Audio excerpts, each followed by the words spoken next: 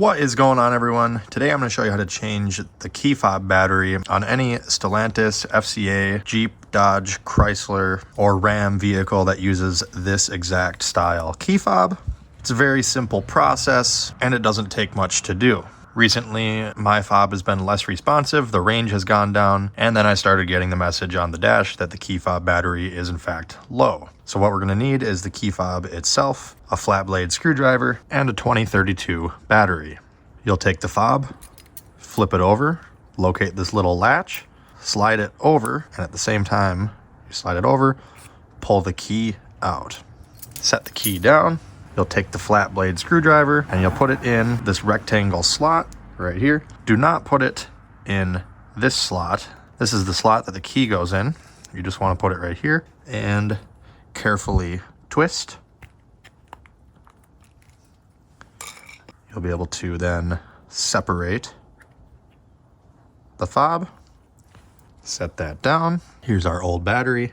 Just pick it out of there. Pay attention to how it comes out. As you'll see, the bigger positive side faces down.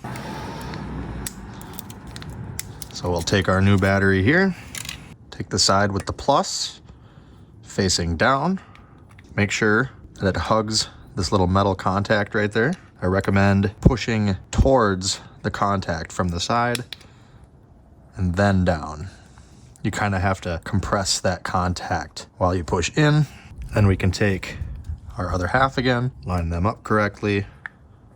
Make sure not to bump the panic button or anything while you're doing this, but you'll go ahead and go around the edges. Pinch it back together. Just like that.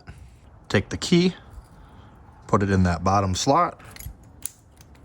Make sure it's engaged.